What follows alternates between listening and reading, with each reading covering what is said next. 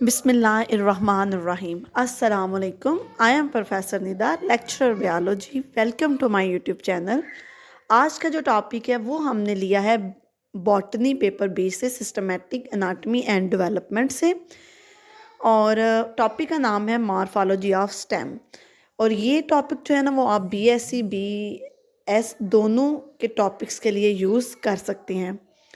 अगर हम इसमें देखें कि स्टेम क्या है, जैसे कि पिछले लेक्चर में हमने ये देखा था कि हमारे पास रूट क्या है, तो आज के लेक्चर में हम ये देखेंगे कि स्टेम क्या है।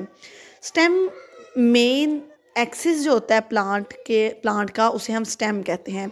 रूट के ऊपर वाला जो पोर्शन है बेसिकली वो हमारे पास क्या है, स्टेम है।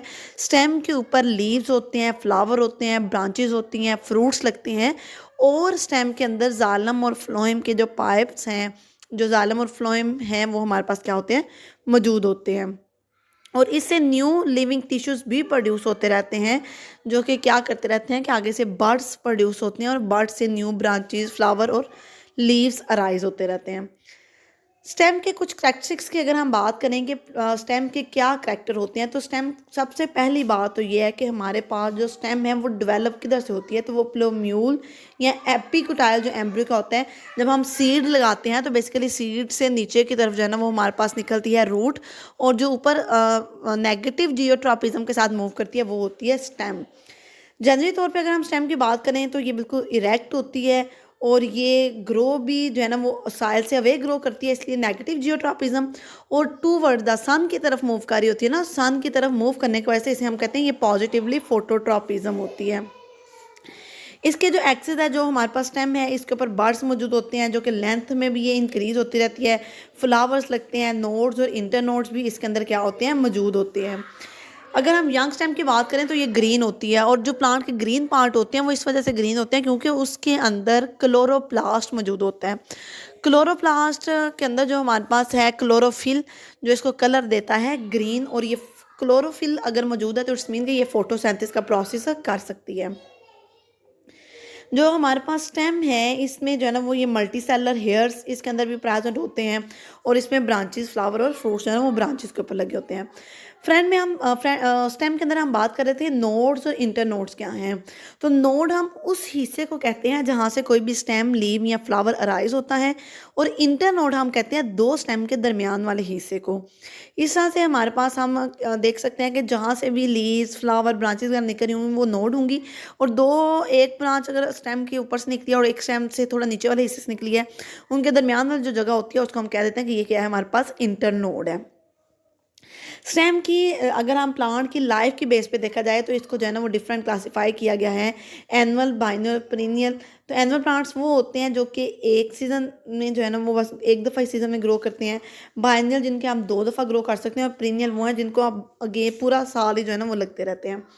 स्टेम की कुछ टाइप्स हैं, कुछ स्टेम हर्ब, शर्ब और ट्रीज़ टाइप ऑफ स्टेम है ना, इसी की बेस पे जो है ना वो प्लांट भी हमारे पास हर्बेशियस प्लांट होते हैं, शर्ब्स होते हैं, ट्री होते हैं। तो हर्ब का मतलब है वो वाले प्लांट जो कि सॉफ्ट, जी बिल्कुल नरम जिनकी स्टेम होती है, जैसे कि आपके पास इसमें आ सकती हैं मस्टर्ड प्लांट वगैरह आ सकते हैं। श्रब हम कहते हैं जो कि झाड़ीदार होते हैं, जो कि आगे से जो है ना वो कांटेदार मौजूद हों इसमें, और जैसे कि इसमें आप रोज़ वगैरह ले सकते हैं। और ट्रीज़ हम कहते हैं जिनकी हमारे पास फुल जो है ना वो मोटी और वुडी स्टेम मौजूद होती है, तो इसमें ट्रीज़ में गावा वगैरह जो है ना वो हमारे पास आ सकते हैं, मैंगो।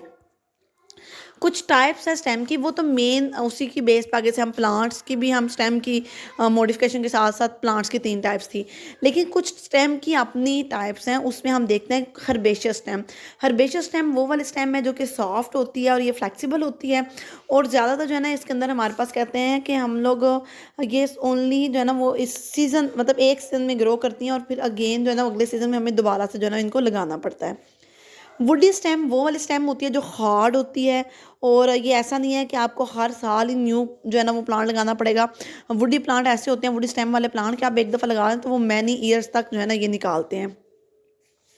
फिस्ट्यूलर, फिस्टुलर स्टेम वो वाली स्टेम हमारे पास होती है जो कि हम कहते हैं कि ऐसी स्टेम है जिसको हम इजीली बेंड नहीं कर सकते, मीन्स कि ये थोड़ी सख्त होती है। इंटर और इंटरनोड के दरमियान में जो जगह होती है वो इसकी क्या होती है, खाली होती है। और इसमें हम लोग एग्जांपल ले सकते हैं बैम्बू की। बांस नहीं होते, बांस आपको पता है अंदर से खाली होते हैं लेकिन बाहर से सख्त होते हैं, और ये फ्लेक्सिबल भी नहीं होते कि हम इसको क्या कर सकें, बेंड कर सकें। सॉलिड सॉलिड स्टेम ऐसी होती है, इसमें नोड और इंटरनोड तो मौजूद होते हैं, लेकिन ये क्या होते हैं कि अंदर से भी क्या होते हैं, फिल हुए होते हैं। इनको हम कहते हैं कि ये क्या है, हमारे पास सॉलिड है, जो कि अंदर से हालो नहीं होते। जॉइंटेड वो होते हैं जिसमें ज़्यादा से नोड और इंटरनोड जिस टाइम में मौजूद हूँ वो जॉइंटेड होगी।